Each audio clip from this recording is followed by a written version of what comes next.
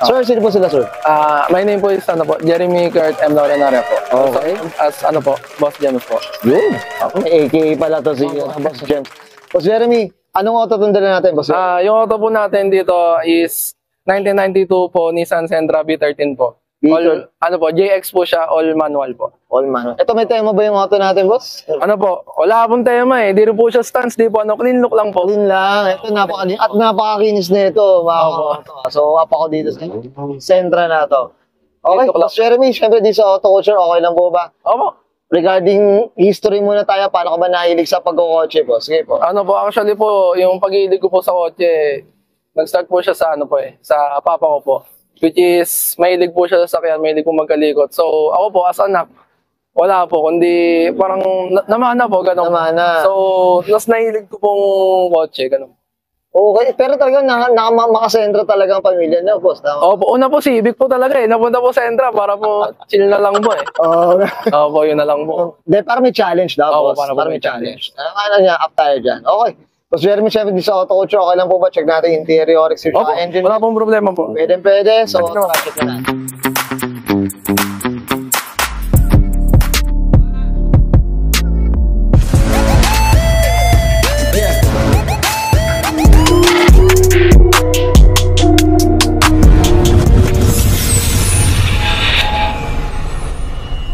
Tough long battery. Tough and long. Okay, usapang interior tayo, Boss Jeremy. Ano meron dito? Sige po. Sa interior naman po, wala naman pong special sa kanya. Clean look lang din po, malinis lang din po lahat po. Nag-upgrade lang po ako ng ng Momo Monte Carlo po. Copy lang po siya kasi meron po akong hinihintay na original po naman ni Bella, which is para po sa kanya. Pang Nissan talaga. Ano po siya? Hindi po pang sporting, kundi yung nababagay po talaga sa age niya. Yun. Kumukorek, no? Opo, para po... Kumakatalog ba yan, boss? Kumakatalog? Hindi naman po kumakatalog, pero dumedepende po tayo doon sa age po nung sasakyan. Kung period correct, no? Opo. Ito, sa likod di sa upuan, bagong...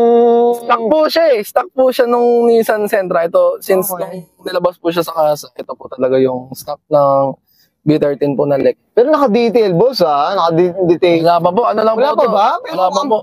Kasi mga ka-auto, nahiya ako sa mga upuan natin. Ito, ang linis na ito. Si Bossing pa lang po ang sumasakay. Ayun, yan naman pala. Up tayo dyan. Yan lang po. Yun, beso, no? Linis lang din talaga. Up tayo sa mga malinis sa kotse dyan. Okay. Yes, Boss Jeremy, okay na tayo sa loob. Opo, Check natin labas. Okay po. Okay. Usapang exterior tayo, Boss Jeremy. Ano meron dito, boss? Sige po. Sa labas naman po, wala naman pong special.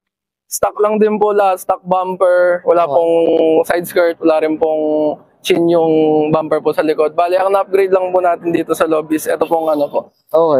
sunny grill po, which is kinukuha din po natin siya sa catalog. Although, meron po siyang catalog na yung pang sunny po talaga, hindi po one-liner. Pero dahil mahilig po tayong mag-upgrade, pinalitan na lang po natin ng one-liner na sunny grill po. Tapos, yung headlight naman po natin, stock pa po siya since nung nilabas po sa kasa. Bubog po siya. Honestly ako Boss Jeremy, mga ka-auto. Kasi mas gusto ko nga yung bubog eh. Opo. Bubog po siya kasi diba? Mas malinaw po siya, hindi po siya naninilaw. Di siya naninilaw. Unlike sa plastic po. Diba? Mga ka-auto sa akin lang naman yun. Practical lang din tayo. Mas madaling linisin, boss. Yan na, pag binuksan mo, pag kinugasan mo, diba? Puti ka agad. Boss, usapang makinis na pintura, anong kwento, boss? Sige po. Ang kwento po nito kasi, which is wala naman po talaga sa plano mag-repaint po ng pintura. Siyempre po, sabi ko nga po, binabagay po natin sa nagdadala nung edad. Siyempre doon sa edad po ng sasakyan. Yung dati niya pong kulay is green din naman po, pero hindi po yung totally green na like na kaya punta din ng Gen Z. Okay. Yung green po niya, ng pagka-green po niya is green po na pang 90s po talaga, like mga lolo po na gamit. Sakit Opo. Pero so ang plan po namin na ginawa po namin ni Daddy po is hinanapan po niya ng kulay na babagay po sa generation ko, which is babagay rin po dun sa edad ng sasakyan. Yan, up tayo dito. Diyos ko, talagang ang bumubuklet yata ito mag-ama na ito. Opo. Ganda, mga ka-auto. Kung ba iba yung shade ng green niya?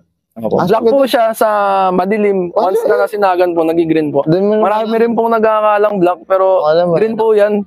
Green talaga eh. Boss, usapang mags tayo, type ko. Anong kwento, boss? Sige. Sa mags naman po, galing po siya sa box type po ng papa ko, which is, ano rin po siya, Japan din po. Japan Orig din. po siya na 3-piece po. Di rin po namin alam kung ano po yung brand niya, pero Okay. orig po siya, yun lang po masasabi ko. And nalaglag po yung center cap, nalubak po yung Nako. papa ko nung gamit po niya yan. Di na po nakita, kaya yung, Dati kailangan palitan mo. yung Paris po sa harap, wala na po center cap, yung sa likod po, buo pa eh. Parang nagre-reklamo. Opo eh, yun nga po eh. Okay naman po, kaya naman po pagtyagaan. For the meantime muna, tips Opo. muna. Ayun lang po, bale, dinali na rin po natin siya sa size na 15s, which is low profile look po. Although maganda po sa kanya is 17s, pero para po sa akin, practical. In look po, 15s po talaga. Maganda, no? Mas Opo, ano. 15 Mas po mas practical. Opo. Okay. Boss, usapang salamin tayo. Tinted, tintless. Mukhang wala talaga to, zero to. Meron po siyang tint. Meron Clear to? brown po siya na light brown tint po. So, brand po niya is Cooltech. Hindi ko po promote pero Cooltech po yung nakakabit sa akin, which is clear brown po siya. Ang habol ko lang po is anti-heat rejection kasi pag totally salamin po, mainit po eh. Init talaga. Para pong susunog kahit malamig po yung aircon ng Kahit Nissan. ako, kailangan talaga may Opo. nagtatago sa arawan eh. Pagka sobrang init po ng panahon, talagang ano po eh. Mainit din Opo, talaga. mainit po talaga. Yan, no? Yan, kumpleto to. Mga molding. Moldings po, ito po yan. Pati, ito, up ako dito dahil Opo, pati po yung mudguard po niyan, Nissan din po. Nissan. Yan rin po yung simula nung, sa likod po. May, Ay, dito, sa likod. Opo, may paalama po siya ng Nissan. Oo, yan. Oo, yan nga, mga ka-auto. May Nissan. Boss, ano suspension pala? Sa harap po is stock po siya. Naka-lowering spring lang po sa likod po, naka-coilover po na kulay pula. Adjustable po. Paano ba? Naka-coilover talaga. Opo, sa likod po. Sige, dito tayo sa likod, boss, ano? Jeremy, ano meron dito, boss? Sige po. Yan. Wala naman pong special. Although kulang pa po siya ng sticker lang po na Mga badges eh, no? Opo. Although sa Gen 1 po kasi ng Sentra, wala pong nilabas na Okay. emblem po na na silver po. Sticker po siya lahat. GX po siya. Mostly sticker ang Opo. Ayoko naman po magkabit ng hindi po para sa kanya na emblem, magiging chop suey build po kasi. So nilagay ko na lang po, in-upgrade ko na lang po yung Nissan emblem po niya. Nissan na Opo. muna. Puri green po to. Yun, okay. Galing po kay Kuya Ike po. Na naka-Sentra din po. Ay, na naka-series 3. Opo, si Kuya Ike po. Pag may kailangan po kayong pyesa, PM nyo lang si Kuya Ike. Regarding tayo na, usapang Nissan yan. Opo. Daming alam na. Okay, boss, okay na tayo dito sa exterior. Check natin makina po. Opo, sige po. So, okay, usapang makina tayo. Boss Jeremy, ano Opo. meron dito, boss? Pasensya na po, medyo madumi po. Bale, nothing special naman po. May halo po tong Honda eh. Oh, Kasi nung panahon pong na may sira po yung high tension wire niya po. Ang nilagay po namin, since 16 valve naman po siya, nilagay po namin, tension wire po niya is yung sasok po ng Honda. Match naman po. pero match siya. Match po. Mas maganda po yung daloy nung kuryente.